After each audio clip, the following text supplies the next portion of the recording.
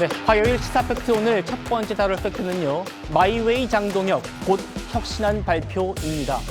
지금 당 안팎으로부터 사퇴 요구를 받고 있는데 그걸 일축하고요. 자신만의 방식으로 국민의힘을 어떻게 이끌어갈지 조만간 내놓겠다는 겁니다. 들어보시죠. 당대표가 되고 국민의힘을 바꾸려고 여러 노력들을 했습니다. 시스템을 바꾸고 시스템을 고치고 나면 결국 사람의 문제로 돌아갑니다. 국민의힘을 바꾸려면 저는 결국 마지막에는 사람을 바꿔야 된다고 생각합니다. 제가 지금 우리 지도부에 있는 분들과 최근에 고민하는 주제입니다. 그리고 우리 당을 어떻게 혁신하고 어떻게 바꿔갈 건지 그리고 무엇을 놓고 싸울지에 대해서 고민하고 있고 머지않은 시간에 제가 고민한 것들을 국민들께 발표하는 시간이 있을 거라고 생각합니다. 결국 마지막에는 사람을 바꿔야 한다. 김인정 의원님.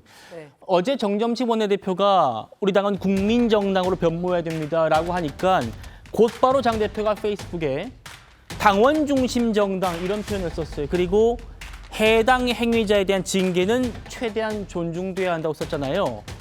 사람을 바꾸겠다. 저 말이 결국 징계 강행하겠다는 뜻입니까? 일단 징계 정치에 대한 강한 우려가 당내에 있다라는 말씀을 먼저 드립니다. 네. 그리고 최고위원 회의는 당대표 혼자 구성이 된 게 아니라 여러 최고위원들이 함께 하고 있는데 소위 장동혁 당대표와 가깝게 뜻을 같이 하고 있는 최고위원들 중에서도 징계 정치에 대한 우려가 있다라는 말씀을 함께 드립니다. 그렇군요. 그렇지만 장 대표는 일단 밀어붙이겠다는 뜻으로 해석은 됐는데 장 대표가 강성 당원들의 어떤 영향력을 좀 강화하는 쪽으로 구상을 하고 있는 거 아니냐 이런 얘기들도 나옵니다. 자, 그런데 그러다 보니까 도대체 당 대표와 함께하는 사람들이 누구냐 이런 궁금증도 관심들도 커지고 있는데 이건 제가 또 차 교수님께 여쭤보겠습니다. 네. 뭐 찐장, 멀장, 뉴장 이런 얘기들이 나와요. 여기 보면 멀장. 뭐 멀어졌다는 거겠죠. 김대식 특보단장 같은 경우에 최근에 한동훈 전 대표와 좀 가까운 모습을 보이기도 했는데 그리고 뉴장이 좀 관심을 끕니다. 김태규, 이진숙 의원 같은 경우에는 또 이번 보궐선거에 당선된 분들 아닙니까?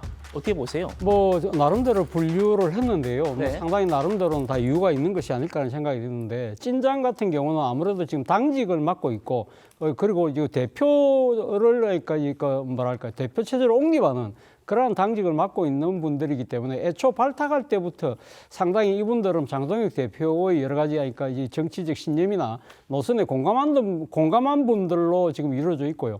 그리고 또 정치적 성향 자체가 상당히 강성에 가까운 그런 보수 성향을 보였기 때문에 이분들 입장에서는 상당히 흔들리지는 않을 것 같습니다. 다만 지금 그러니까 이 당직을 맡고 있는 지금 멀장으로 분류됐던 김대식 의원 같은 경우는요.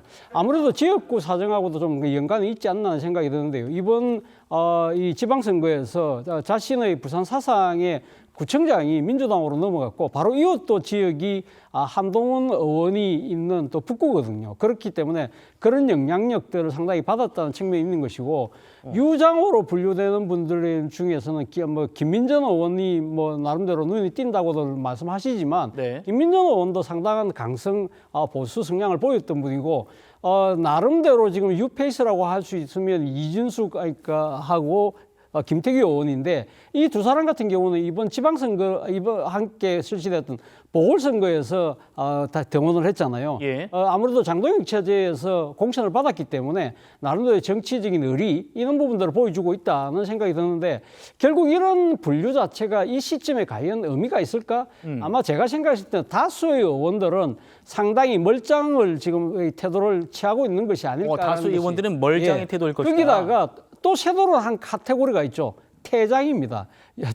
장동혁 대표는 물러나야 된다고 주장하시는 분들이 꽤 많잖아요. 대표적으로 지금 뭐 대안과 미래뿐만 아니라 네. 침묵하고 있는 상당수의 중진 의원들도 저는 퇴장 쪽에 지금 점점 더 몸을 싣고 있지 않을까 하는 게 제 개인적 판단입니다. 예, 김민정 의원님이 이 장 대표의 징계 정치에 우려를 표하는 의원들이 꽤 많다. 이 정도로 아주 짧게 말씀 주시고 말을 맺어주셨는데 그 사람들은 이제 퇴장 또 이렇게 또 구분을 지어주시는 또 차 교수님 말씀 흥미롭게 들었습니다. 장 대표는 어제 청년 당원들과 함께 한 행사에서 한동훈 의원의 복당 그리고 친한계 징계를 겨냥한 발언들도 쏟아냈습니다. 우재준 청년 최고위원의 말까지 들어보겠습니다. 당은 어떻게 운영되어야 되는지에 대해서 많은 고민을 하게 될 것이고 그 이해가 없는 사람이 정당에 들어와서 활동을 하게 된다면 어떤 때는 그게 그 정당의 에너지가 될 수도 있지만 오히려 마이너스 에너지가 될 수도 있다. 그 가치와 당이 가야 될 방향성에 대해서 같은 생각을 가지고 있지 않다면 당은 혼란과 갈등에 빠질 수밖에 없다. 징계 신청이 가장 많이 들어온 사람이 저라고 알고 있습니다. 네. 18,000건 정도의 징계가 신청이 들어온 걸로 알고 있고 또 뭐 장동현 대표님께서 우리가 당원 중심 정당이 돼야 된다고 하면서 징계나 이런 것도 당원의 이런 생각을 반영해야 된다 이렇게 막 이야기도 오지 하셨더라고요. 그러면 제가 진짜 징계 대상이 될 수도 있겠다라는 생각은 하고 있습니다. 다만 징계가 제가 뭐 저도 저의 행동이 뭐가 이렇게 되는지 돌아봤을 때 제가 뭐 징계 당할 만한 행동을 한 건 사실은 없어요. 우리 당으로 돌아와야 될 사람으로서 저는 우리 당을 위해서도 필요한 역할이라고 생각을 했습니다. 지난주에 뭐 뺄셈, 간첩 뭐 이런 표현도 썼는데 어제는 당의 마이너스가 될 사람들 뭐 이렇게 또 비유를 했습니다. 설 변호사 어떻게 보셨습니까? 최근에 장동혁 대표가 지방선거 이후에 보이고 있는 행보가 어떤 야당 대표로서의 행보로서 적합한 것이냐, 어울리는 것이냐라는 부분에 대해서는 상당히 좀 회의감이 많은 것은 사실입니다. 지금 뭐 장동혁 대표가 아까 우리도 봤지만은 누구와 무엇을 놓고 무엇을 놓고 싸울지에 대해서 고민을 한번 해보겠다. 뭐 인적 쇄신에 대한 얘기를 하고 있습니다만은 무엇을이라는 것도 구체적인 얘기가 없고요. 그 다음에 그게 또 누구가 싸우겠다는 것도 없어요. 지금 얘기의 어떤 큰 흐름, 장동혁 대표의 큰 흐름을 보면 여당과 청와대와 싸우겠다는 것보다는 오히려 당내에 본인을 반대하는 세력과 싸우겠다는 뜻으로밖에 해석이 되진 않습니다. 지방선거 이후에 어떤 보수 진영에 대한 어떤 희망이라든지 어떤 기대감을 표시했던 유권자들에 대한 어떠한 기대감을 장동혁 대표가 과연 그것을 충족시키고 있나라는 부분에 대해서는 좀 고민해봐야 되지 않을까라는 생각이 좀 듭니다. 특히나 이 최근에 보여주는 모습은 징계 정치로 대변되는 어찌 보면 본인 외에 다른 자기가 뜻의 다른 당원에 대해서 특히나 아니면 당 구성원에 대해서 배제하겠다는 식의 어떤 정치적인 표현을 계속 하고 있거든요. 이것이 과연 야당 대표로서 지금 여당의 실정이라든지 청와대의 정부의 실정이라든지 이런 부분에서 지적을 해야 될 순간에 오로지 당 내에 대해서 본인 외에 다른 사람에 대해서는 배제하겠다는 얘기만 주구장창 하는 것이 과연 장동혁 대표가 저는 설득력이 있나라는 생각이 좀 들고요.